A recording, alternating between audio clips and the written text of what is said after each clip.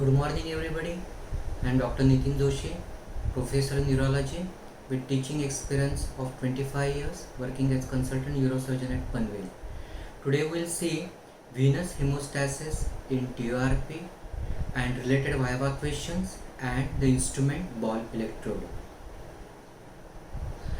Intraoperative bleeding is arterial or venous, and everyone knows that almost all arteries in the body are accompanied by their corresponding veins. So when in TURP artery is cut, even the corresponding vein is also cut.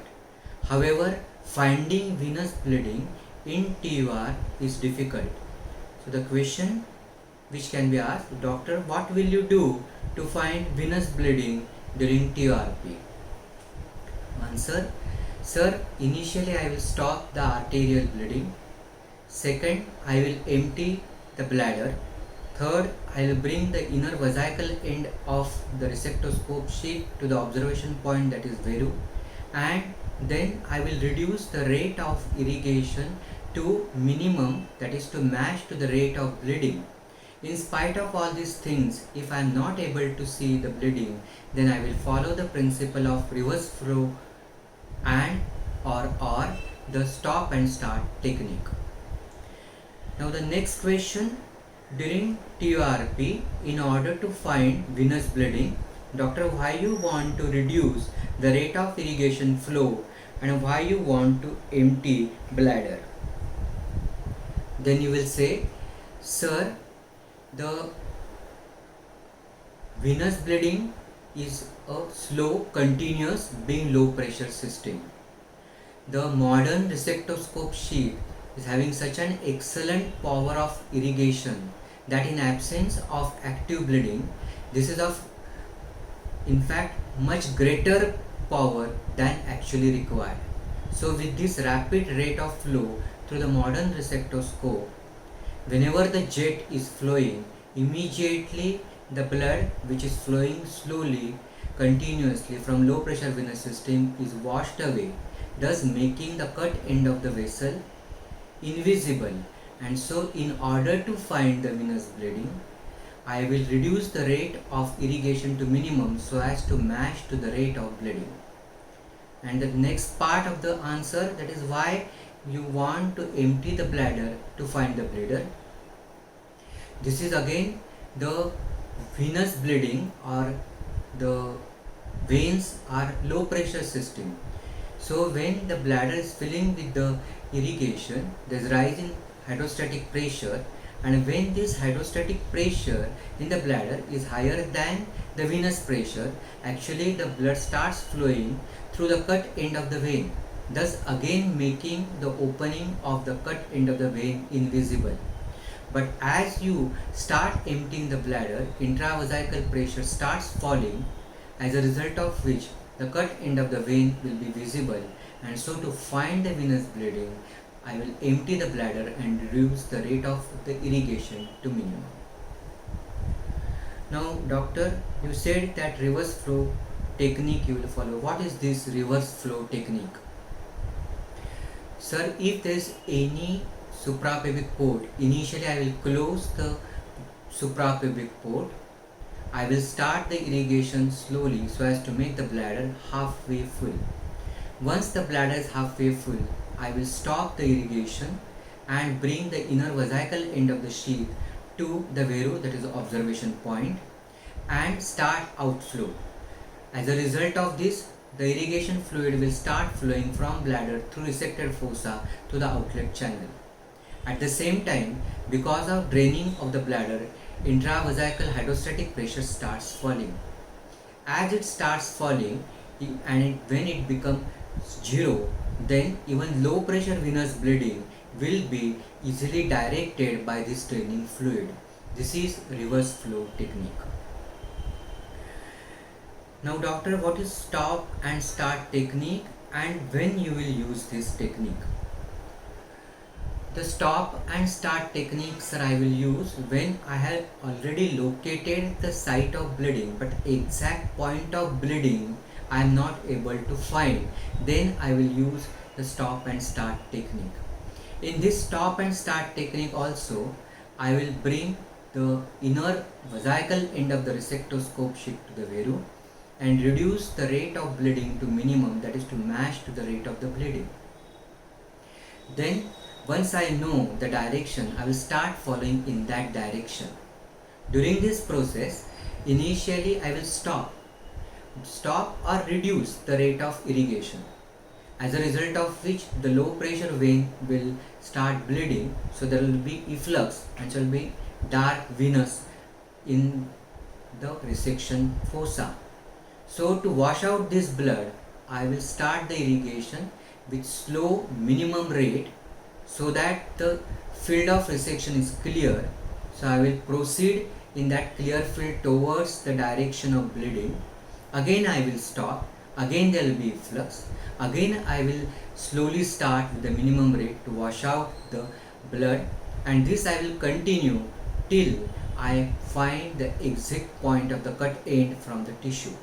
This is the stop and start technique to find the exact point of bleeding.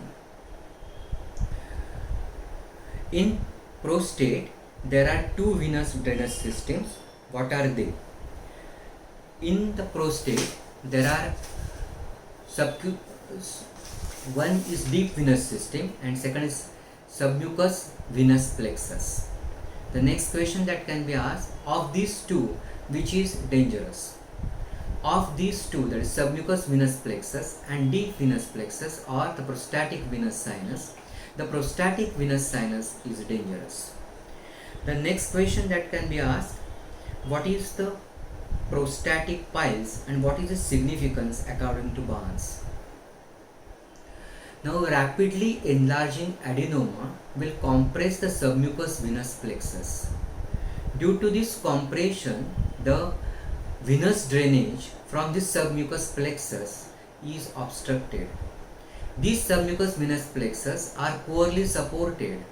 So, because of obstruction to the flow of venous drainage, and since there is mechanical obstruction, this poorly supported submucous venous plexus become dilated, tortuous, elongated and varicose, like submucous venous plexus of hemorrhoidal plexus in the rectal mucosa, and these are called as the prostatic piles.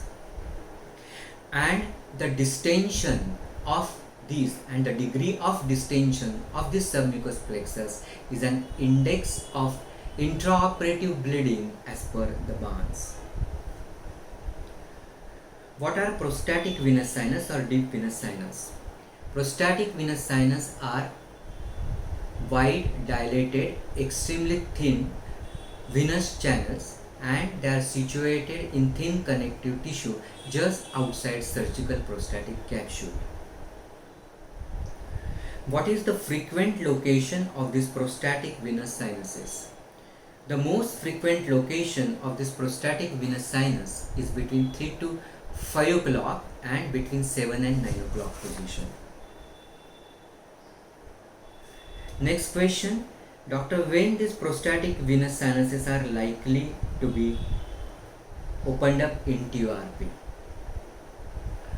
Since the prostatic venous sinuses are located just outside surgical capsule, so when you are exposing the surgical capsule or during the deep resection, when there is minor perforation, maybe the threatened perforation or covered perforation, these sinuses which are located just outside the surgical capsule may be incised, and so likely that at the end or near the termination of the surgery, the prostatic venous sinuses may be injured.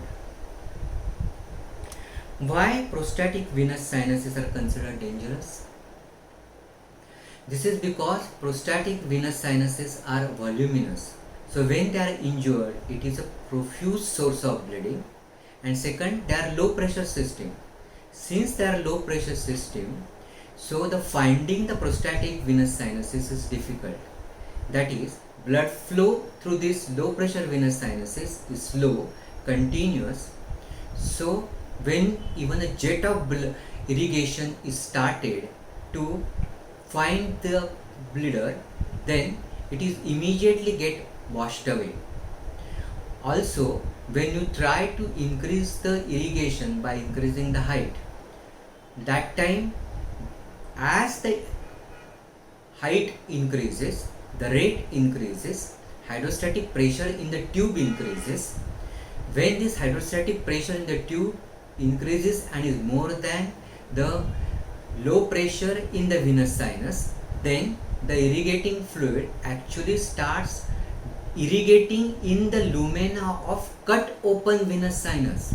This again makes the cut open venous sinus opening invisible. Not only that, this venous sinus is absorbing, because irrigating fluid is directly irrigating into the cut open end of the venous sinus. As a result, huge volumes of irrigation fluid are getting entered in the general circulation in very short time, causing circulatory fluid overload, dilutional hyponatremia and TUR syndrome, and hence these deep venous sinuses are considered to be dangerous. Doctor, if you are following principle of intermittent emptying of bladder, even when you are using Iglesia continuous resectoscope sheath, what will be the earliest sign of torn venous sinus? Sir, if I am following the principle of intermittent emptying of bladder, even if I am using Iglesia resectoscope, that is continuous irrigation resectoscope sheath, then when I remove the working element, that is electrotome, and when I observe the returning irrigating fluid, there will be gradual color change from clear to pink to gradually darkening to ultimately heavily stained. And if I observe till the bladder is completely emptied, then I may observe even the pure dark venous blood dripping at the end of the resectoscope sheath. The next question examiner may ask, can you explain the reason for this? Then you will say that when I was emptying the bladder, that time the bladder was full, so there was high hydrostatic pressure, and so even when the venous sinus is torn, it was not bleeding. But when I remove the electrotome and the irrigation fluid starts flowing, hydrostatic pressure in the bladder starts gradually falling. So gradually the torn venous sinus opens and starts bleeding. So there is gradual color change from clear to pale pink to darkening, and ultimately when the bladder becomes empty, then the torn venous sinus is actually actively bleeding, and when it is actively bleeding, I will see just dark pure venous blood dripping at the end of the resectoscope sheath. Now the next question which can be asked, doctor, your TUR procedure was going smoothly with acceptable blood loss, so at the end of procedure you inserted 3-way Foley's catheter, and on insertion of Foley's catheter, what observation will give indication to you about torn venous sinus? So when the TUR was going smoothly, so with keeping some irrigation fluid in the bladder, when I insert the 3-way Foley's catheter, then after the draining of the irrigation fluid from the bladder, if I observe the Foley's catheter tubing, if there is presence of pure dark venous blood in the Foley's tubing, it will indicate me the end of that is at the end of the procedure, mostly I have torn the venous sinus.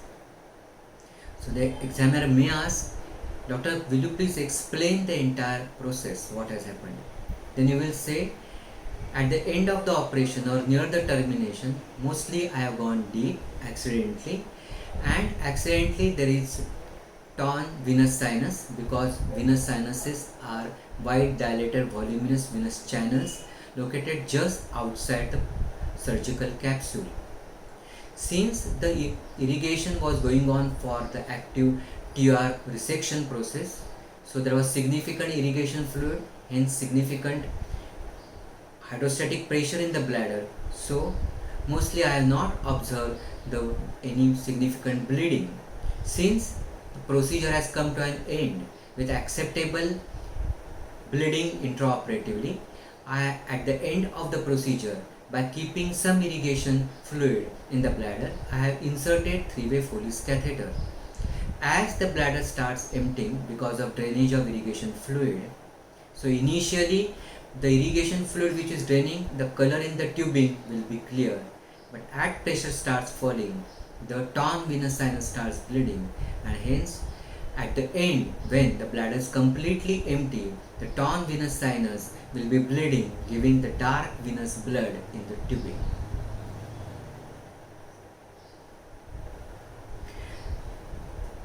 Next question. Doctor, what will you do to identify torn venous sinus? 1. Immediately while empty the bladder by giving pressure on the suprapubic region so that the bladder is empty. So the pressure in the bladder is almost zero. So finding the low pressure torn venous sinus will be easy. Second, I will bring the inner vesical end of the receptoscope sheath to the observation point, that is Veru.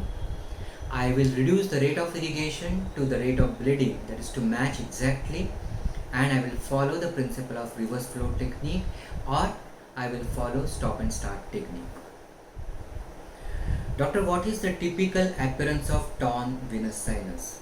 The typical appearance of torn venous sinus is like a slit-like opening with irregular lumen. Doctor, tear in venous sinus is of two types, partial tear and complete tear. Which is worst and why? Of the two, that is partial tear and the worst tear, sir, the partial tear is worst. This is because whenever any vessel is cut, then it is nature's attempt to control bleeding, that is achieve hemostasis by contraction and retraction of the cut end of the vessel. This is prevented by the tear which is partial. Second, being a low pressure system, whenever you try to find the bleeder by increasing the rate of irrigation, that irrigation power of the receptoscope is so much that even a slight jet will wash away the blood, making the finding the bleeding point difficult.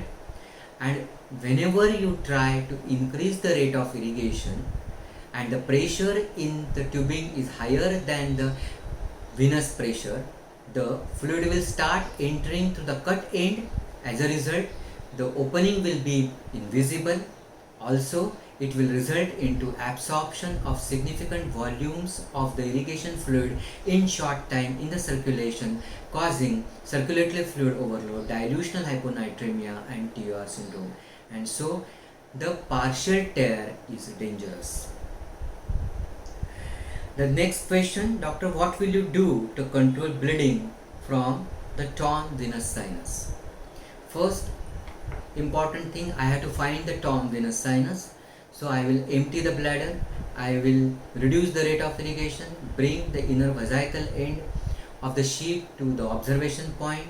I will try to find it by the reverse flow or stop and start technique. Once I find, most important point I will remember, and that is I will not coagulate the part of the torn venous sinus, but in that situation this ball electrode will be of useful. So the cutting lobe is removed and it is replaced by the ball electrode. Once I have found the exact location, then I will take this ball electrode on the side of the torn venous sinus. Once I have put on the side, slowly I will go towards the torn venous sinus, and when I compress the sides of the torn venous sinus and there is gradual reduction in the rate of bleeding or stopping the bleeding, then I activate the coagulating current. So it is not the part of torn venous sinus, but actually compressing the adjacent parts of the torn venous sinus, and this I will do on the either side.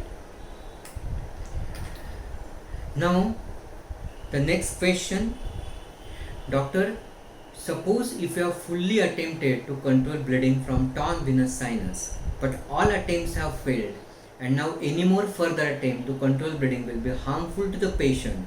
So now what will you do?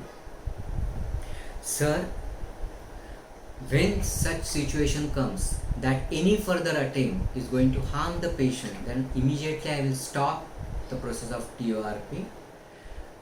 Quickly, with the Elix evacuator or 2B syringe, I will empty the blood clots if present and TOR checks.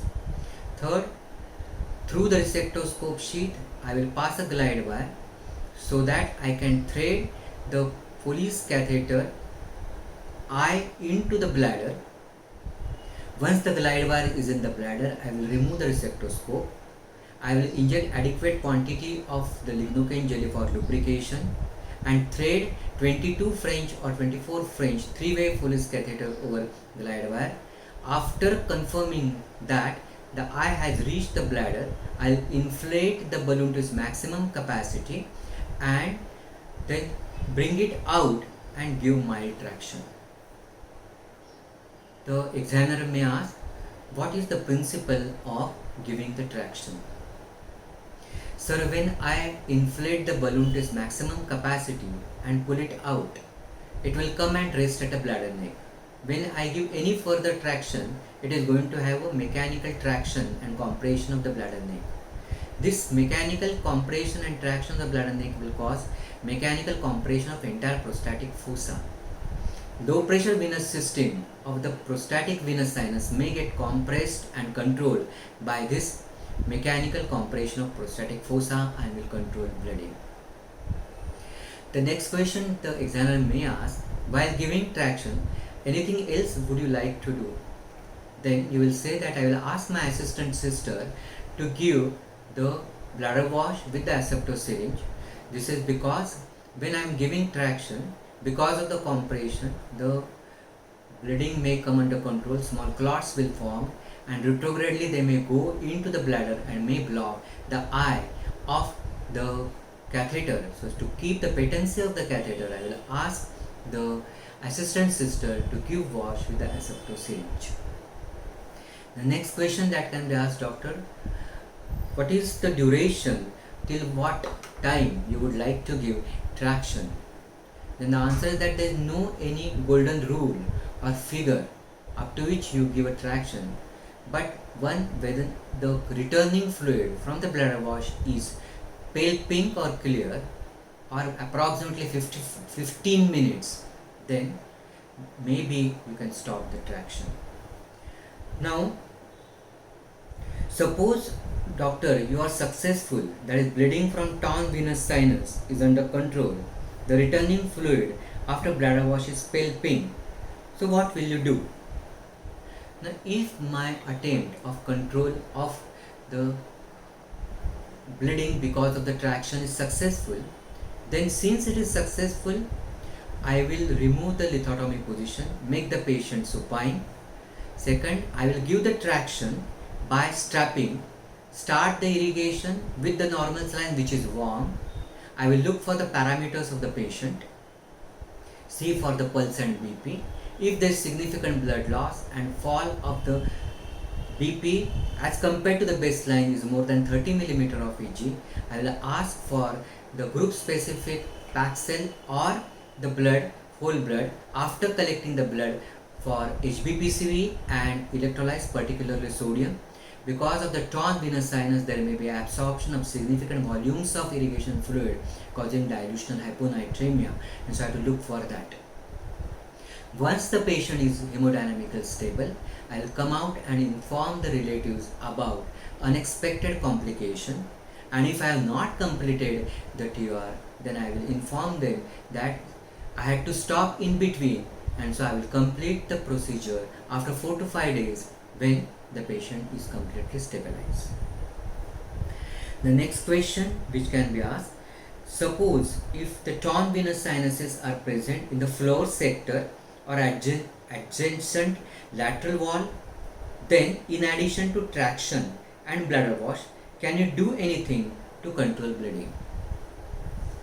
When the bleeding sinuses is on the floor sector and adjacent lateral aspect, then in addition to giving traction to the Foley's catheter and bladder wash with the asepto syringe. And since the patient is already in under spinal anesthesia, then anal dilatation can be given so as to give prostatic compression.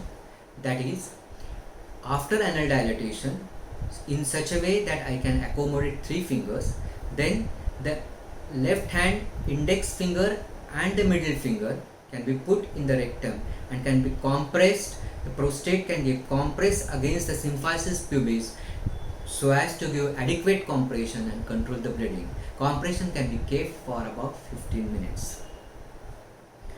The next question that can be asked, doctor, suppose in spite of all attempts of traction, bladder wash, prostatic compression, bleeding still continues, what will you do? Sir, if in spite of all attempts of traction, bladder wash, prostatic compression, if the bleeding still persists, then I will ask anesthetist the parameters, look for hypotension, any bradycardia, any tachycardia, any disorientation, confusion, yawning, restlessness. I will inform the anesthetist that if there is significant blood loss, collect the blood for HbPCV and electrolytes and call for the blood. And for the benefit of the patient, I will have to go for the exploration. So I will inform this to even OT sister and the relatives that for the benefit of the patient, I will have to go for exploration through the suprapubic incision. I will have to do small suprapubic cystostomy so as to pack the prostatic fossa with sterile lubricated ruler pack, which I will bring it out through the separate stab incision. And then I will start the patient on higher antibiotic, correct the blood loss, hyponatremia if present, monitor the patient in ICU, and once the patient is stabilized, then I will remove the pack after 48 hours after taking patient in the OT, and this is as per the Stern-McCarthy's principle. Now we'll see the ball electrode, which is also called as Rowley ball electrode. This is one of the active electrode having broad surface area, the uses of which is for the control of torn venous sinus. Second, generalized oozing. Third, control of parenchymatous bleeding. Fourth, when there is a bladder tumor which having multiple feeding vessels which can be seen, then before starting the actual process of the resection, you can fulgurate so that intraoperative bleeding will be less. Then when the patient is having diagnosed case of TCC and under follow-up checkup, when you find during follow-up there are small tumors, small recurrences, it can be fulgurated by ball electrode. And after the proper hemostasis, that is once you have achieved a initial hemostasis with the TUR loop, then to achieve a perfect hemostasis, one uses this ball electrode in TURP. Thank you very much. Next class we'll see for the capsular perforation.